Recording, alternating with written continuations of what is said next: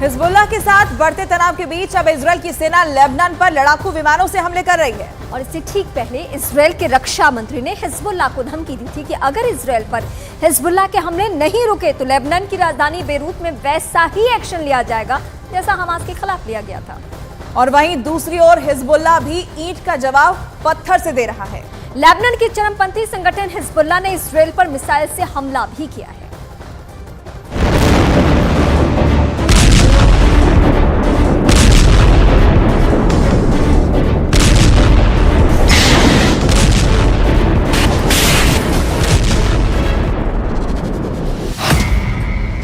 Lebanon border पर तेज हुई लड़ाई।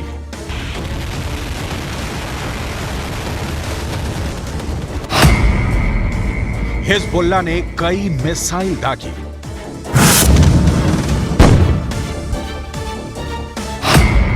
हिजबुल्लाह ने कहा युद्ध तेज करेंगे।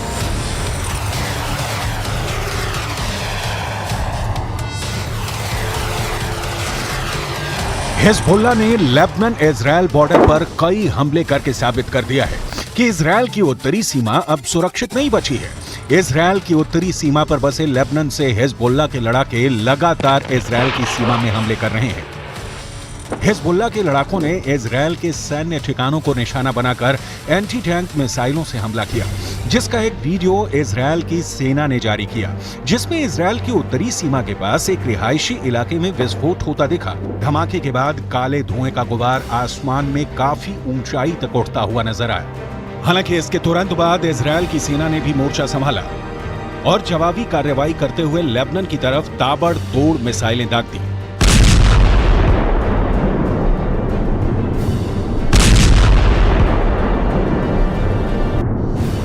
इजरायल की सेना ने हिजबुल्लाह के लड़ाकों के हमले का जवाब देने के लिए अपने खतरनाक टैंकों को भी मोर्चे पर तैनात कर दिया। इजरायल की सेना के मुताबिक लेबनान की तरफ से मोर्टार हमले और एंटी टैंक मिसाइलों के हमले के बाद लेबनान की सीमा से लगने वाले शहरों में लोगों को अलर्ट कर दिया गया।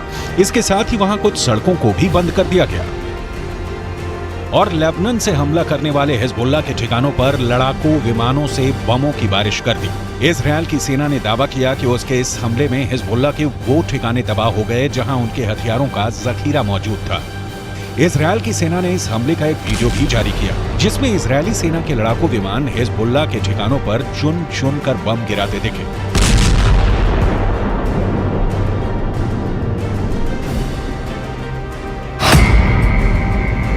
बीते एक महीने में उत्तरी सीमा पर इजरायल की सेना के एक्शन में 65 से ज्यादा हिजबुल्लाह के लड़ाके मारे गए।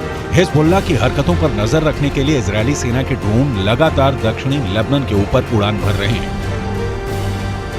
हालांकि इसके बाद भी हिजबुल्लाह ने इजरायल के शहरों को निशाना बनाकर मिसाइलें दागी और इसी वजह से इस बात की आशंका बढ़ गई कि बहुत जल्द इजरायल और हिजबुल्लाह के बीच खुली जंग छिड़ सकती है, क्योंकि बीते एक हफ्ते में दोनों ने एक दूसरे पर कई भीषण हमले किए हैं। इजरायल की मीडिया के मुताबिक इजरायल पर हिजबुल्लाह के बढ़े हुए हमलों के पीछे ईरान का हाथ है। ईरान भले ही खुलकर इस जंग में न उतर रहा हो, लेकिन वो हथियार और पैसों के जरिए इजरायल को 2 मोर्चों पर घेरने में जुटा है। दक्षिण में इजरायल हमास से लड़ रहा है, तो उत्तरी सीमा पर ईरान की मदद से हिजबुल्लाह इजरायल की नाक में दम किए हुए है। हालांकि इजरायल भी साफ कर चुका है कि वो एक साथ हमास और हिजबुल्लाह से निपट सकता है और ईरान और हिजबुल्लाह की प्लानिंग और मंशा पर पानी फेरते हुए उसके ठिकानों को चुन चुन कर तबाह कर रहा है, क्योंकि इजरायल ये जानता है कि अगर हिजबुल्लाह को रोका नहीं गया तो वो उसके लिए नासूर बन जाएगा। ऐसा इसलिए क्योंकि लेबनान में बैठे हिजबुल्लाह के लड़ाकों को ईरान ही नहीं बल्कि रूस का भी साथ मिल रहा है। न्यूज एजेंसी रॉयटर्स के मुताबिक हिजबुल्लाह को रूस की एंटी-शिप मिसाइलें सीरिया के जरिए पहुंचाई गई, ताकि हिजबुल्लाह के लड़ाके जंग के मैदान में इजरायल की सेना का डट कर मुकाबला कर सके। न्यूज एजेंसी रॉयटर्स के मुताबिक रूस ने अपनी एंटी-शिप मिसाइलें पहले सीरिया भेजी और बाद में सीरिया से वो मिसाइलें लेबनान के चरमपंथी संगठन हिजबुल्लाह तक पहुंचाई गई। न्यूज एजेंसी रॉयटर्स के मुताबिक इजरायल और हिजबुल्लाह की जंग में रूस के कूदने के पीछे अमेरिका है, क्योंकि अमेरिका खुलकर इजरायल की मदद कर रहा है। ऐसे में ईरान के दोस्त रूस ने इजरायल और अमेरिका को जवाब देने के लिए अपनी एंटी-शिप मिसाइलें भेज दी।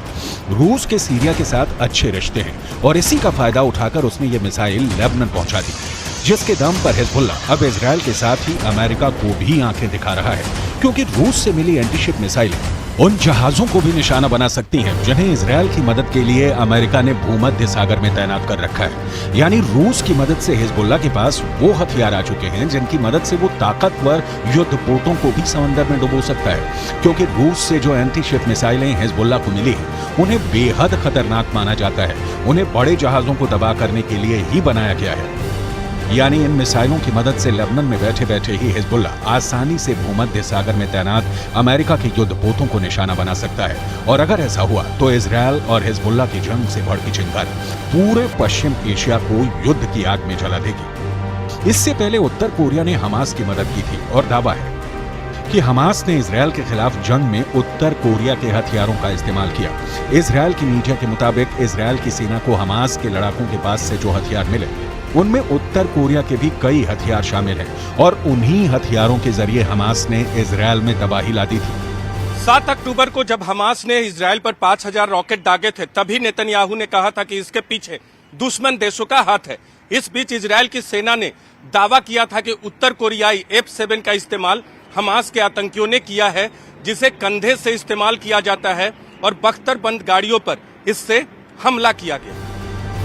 इजरायल की सेना ने दावा किया कि किम जोंग उन ने अपने अधिकारियों को जंग में हमास का साथ देने के आदेश दिए थे। मतलब एक तरफ जहां इजरायल की मदद अमेरिका और यूरोपियन देश कर रहे थे, तो दूसरी तरफ इजरायल को घेरने के लिए हमास और हिजबुल्लाह की मदद रूस, ईरान और उत्तर कोरिया कर रहा है। मतलब साफ है, दुनिया दो धड़ों में बढ़ चुकी है और यह जंग विश्व युद्ध की ओर बढ़ती जा रही है। और अगर ऐसा हुआ तो दुनिया में ऐसी तबाही मचेगी जिसके बारे में किसी ने सोचा नहीं होगा।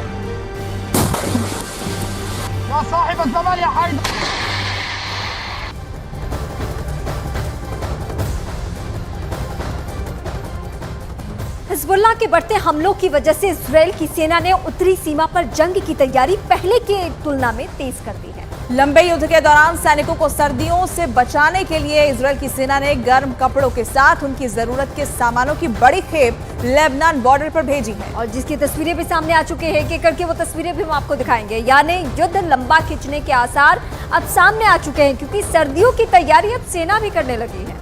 तो लेबनान बॉर्डर से ये तस्वीरें सामने आई है जहां पर इजरायल की सेना ने सैनिकों के लिए सामान भेजे हैं, जिसमें गर्म कपड़े और सर्दी से बचने का पूरा बंदोबस्त किया गया है। जाहिर तौर पर ये संकेत इस बात के हैं कि जंग अभी और लंबा चलेगा। लंबे युद्ध की तैयारी इजरायल की सेना ने अपनी तरफ से कर ली है। इजरायल ने पहले ही ठान लिया है। नेतन्याहू सीधे दो टूक कहते हैं, जब तक हमास का खात्मा नहीं, युद्ध जारी रहेगा। सीज फायर के लिए कोई चर्चा नहीं, कोई इसका जिक्र ही नहीं होना चाहिए। हालांकि इस बीच पहली प्राथमिकता, पहली कोशिश ये है कि उन तमाम लोगों को जो कि बंधक बने हैं, हमास के बंधक बने हैं, उनको छुड़ाया जा सके, क्योंकि उसमें मासूम बच्चे हैं, गर्भवती महिलाएं हैं, ऐसे बुजुर्ग लोग हैं जिनके ऊपर एक एक दिन भारी पड़ रहा है। तो हिजबुल्लाह से लंबे युद्ध की आशंका के बीच इजरायल की सेना ने लेबनान बॉर्डर पर जंग की तैयारी तेज कर दी है। जंग के दौरान जवानों के कपड़े साफ रखने के लिए इजरायल की सेना ने दर्जनों वॉशिंग मशीन बॉर्डर पर भेजी है। वो तस्वीरें एक एक करके हम बताएंगे और आपको बड़ी बातें बताएंगे कि युद्ध की तैयारी कैसे है। तो किस तरीके से तैयारी की गई है, वॉशिंग मशीन भेजा गया है। इसके साथ ही आपको बता दें कि सैनिकों को साफ पीने का पानी उपलब्ध कराने के लिए अस्थायी वाटर ट्रीटमेंट प्लांट की भी वहां पर तैयारी की गई है। प्लांट भी वहां लगाया गया है ताकि सैनिकों को साफ पानी मिल सके। ये बुनियादी सुविधा है जिसका होना जरूरी है। बॉर्डर पर ऑल टेरेन व्हीकल, ये भी जरूरी है हमारे जवानों को, यानी इजरायल की सेना को काम आने वाला है। इसके लिए तैयारियां चल रही हैं। बिल्कुल, और ये अलग अलग तापमान में काम कर सकते हैं। सैनिकों के लिए अस्थायी रूम भी बनाए गए हैं। सैनिकों के रहने के लिए बड़ी संख्या में वहां पर अस्थायी रूम यानी कमरों की व्यवस्था की गई है, जिससे युद्ध के दौरान सैनिक वहां पर आराम भी कर सकेंगे। तो ये तैयारी युद्ध के मैदान में, युद्ध की स्थिति में की गई है, जो कि जवानों के लिए बहुत जरूरी है, क्योंकि जवानों ने ठान लिया है कि जब तक हिजबुल्लाह और हमास खत्म नहीं हो जाते, युद्ध के मैदान में डटे रहेंगे।